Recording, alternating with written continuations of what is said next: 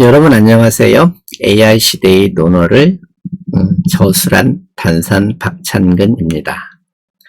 논어는 약 500여 개의 구절로 이루어진 정말 좋은 책이죠.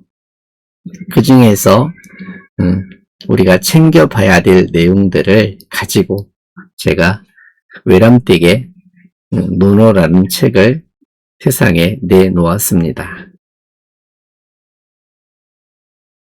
이번 시간에 찾아온 구절들은 서자, 여사, 부, 불사, 주야.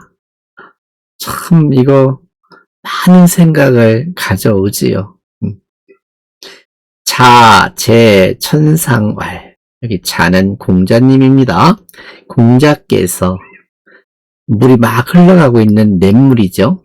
냇물 흘러가고 있는 그 뚝새행이라고 할까요? 그 뚝에 계시면서 말씀하신 거죠. 서자, 여사분저. 서자는 갈 서자입니다.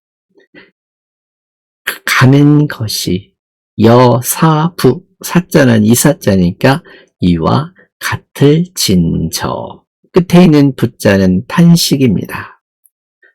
매끄럽게 번역을 하면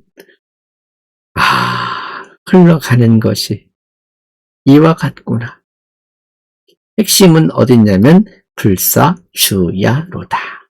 주는 낮이고 야는 밤이죠. 낮과 밤을 놓지 않는구나.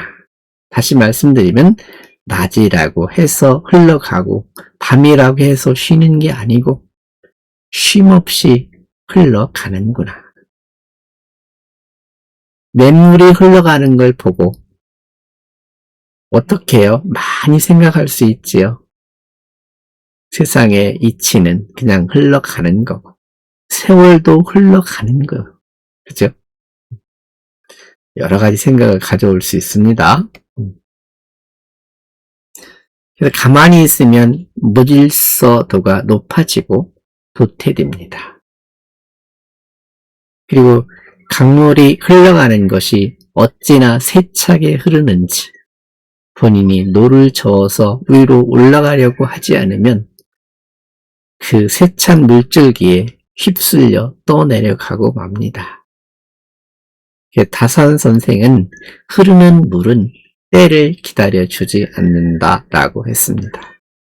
마땅히 해야 할 실천을 내일로 미루지 말고 강물에 칼을 긋는 것만큼이나 어리석은 일이라고 했습니다. 내일 해야지 하면 벌써 시간과 공간이 흘러가 버리는 거죠. 제가 그 다음에 가져온 구절은 참 좋아하는 구절 중에 하나입니다. 위산, 미성, 지, 오. 위산, 미성, 지, 오지야. 그쵸? 여기 위산 할 때 위자는 만들 위, 산을 만들면서 미성이라는 것은 아직 완성하지 않았다. 이렇게 번역은 됐죠. 그때 그치는 것도 누가 그치는 걸까요? 내 주체가 나니까 내가 그치는 것이다. 여기 비유를 한 거예요. 비유할 비자예요. 여기 핵심 단어는 오치. 여기 내가 그치는 것 이렇게 오치. 끝에 또 하나는 오왕입니다. 한 발짝이라도 노력해서 앞으로 나가는 것도 내가. 마지막 그 한 삼태미 괴자인데요. 흙 한 삼태미를 더 갖다 부어야만 내가 만들려고 했던 산이 완성이 되는데 그 한 삼태미를 붙지 않은 채 그치는 것도 내가 그치는 거다. 결국에는 주체인 내가 하고 않고 매듭을 짓고 못 짓고의 모든 결과를 남 탓이 아닌 내 일이라고 보는 것이죠. 그래서 여기 일괴라고 썼는데 일괴 한삼템이 옛날에 흙을 퍼 담는 도구가 괴짜지요. 근데 괴짜를 가만히 보시면 위에 대나무죽, 밑에 귀할 귀자가 써 있어요. 다시 말하면 그 사람들의 삶의 터전엔 대나무밭이 많았던 것이고 그 대나무로 흙을 퍼담는 그릇을 만들었던 거죠. 그게 삼태미 괴라는 글자입니다. 여기 결국에는 모든 주체가 바로 나 자신이다. 학문의 수양과 공력은 끝까지 밀고 나가는 정성에 달려 있습니다. 산이 완성되지 못한 것은 자기 마음이 중간에 멈춰 섰기 때문입니다. 누구 탓할 것이 아닙니다. 모든 삶의 주체는 나 자신입니다. 다음 구절은 사람이 살다 보면 시련과 고통이 따라오게 마련입니다. 그것을 이렇게 표현했죠. 여러분 다 아시는 구절이지요. 세한연후 지 송백지 후조. 금년 봄에 제가 지인들하고 공자님 고향인 곡부, 취푸를 다녀왔습니다. 곡부와 맹묘, 추현이라는 데를 다녀왔는데 거기 가보면 우리 몇 아름들이 디는 여기 잣나무 백이라고 하지만 측백나무입니다. 근데 측백나무 옆엔 다른 화렵수는 있지 않은데 조그마한 화렵수들이 있긴 합니다. 세한이라는 두 글자입니다. 세는 한 해.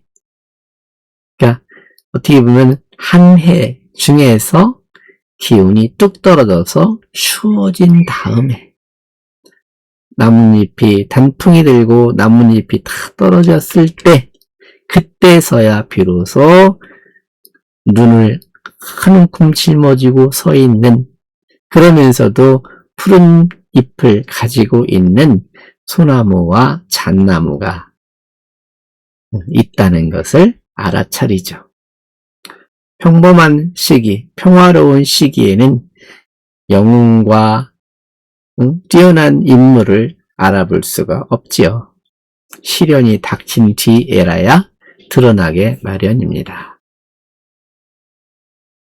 이걸 보면 우리가 그래서 그림을 세한도라는 거 들어보셨지요?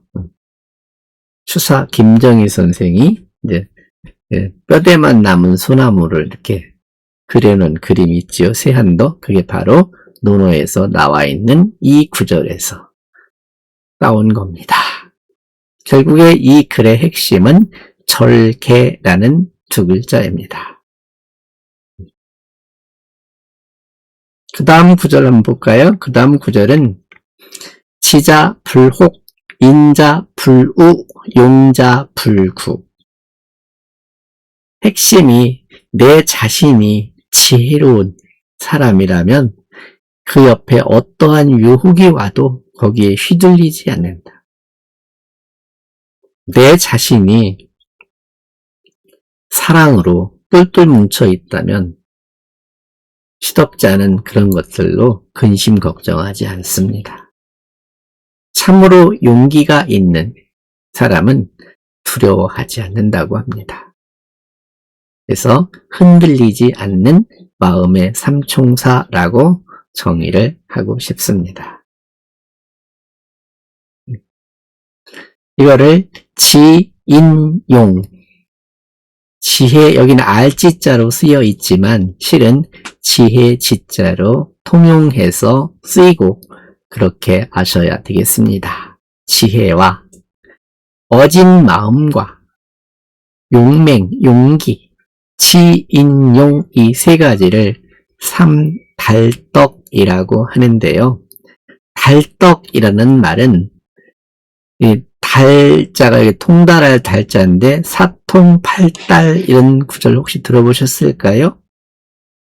그렇듯이 달자는 남녀노소, 시간과 공간을 다 통용해서 통할 수 있는 덕, 그것을 달떡이라고 합니다.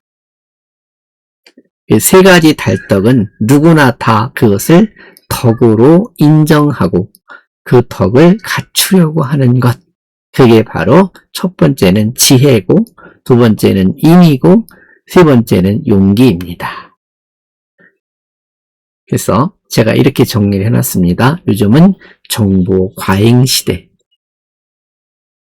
그때 필요한 것은 필터링 지혜, 필터링 지능입니다.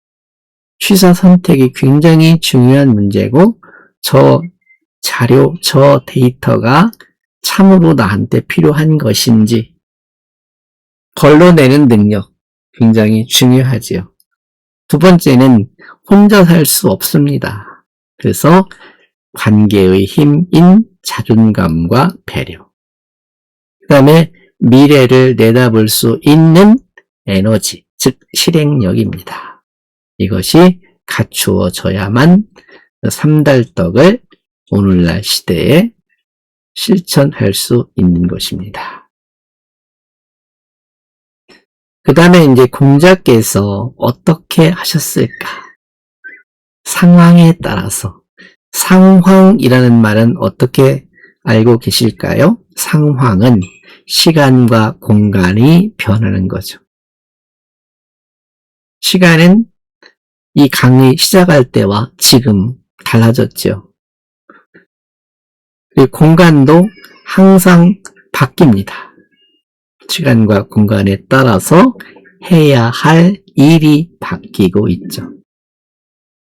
그런데 하물며 그에 따라서 옷을 갈아입으셨다는 거죠. 그것이 바로 향당에 나와 있는, 특히 이 향당편은 공자께서 직접 하셨던 것을, 말과 행실을 하셨던 것을 제자들의 눈을 통해서 세밀하게 관찰되었고 그것을 정리해서 놓은 글입니다. 초학자가 향당편을 읽을 땐 되게 딱딱하고 이게 뭐야 이렇게 할 수도 있지만 나중에 성인이란 어떤 분일까?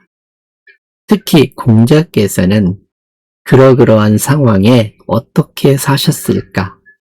이런 질문을 마음속에 두고 향당편을 읽으면 나도 모르게 탄성이 나오고 박수가 나오고 존경심이 저절로 우러나오게 됩니다. 한번 향당편을 다시 한번 살펴보시는 계기가 되셨으면 좋겠습니다. 여기서 순순, 편편, 유근이라고 할 때 이 근자가 중요한 거죠. 그는 함부로 하지 않는 겁니다. 순수는 겸손한 태도고, 편편은 변변이라고도 읽고 편편이라고 읽는데 편편은 명확한 태도입니다. 그래서 이번 시간에는 변화 속에서 변하지 않는 것을 지켜나가는 것이 핵심입니다. 여기서 다 아시겠지만 세한연후, 송백지 후조 금방 이해가 되시겠지요? 네, 다음 강의는 8번째 강의로 극기복례, 즉 나를 이기는 것이 세상을 이겨나가는 길이다 라는 주제로 간단히 말씀을 올리도록 하겠습니다. 감사합니다.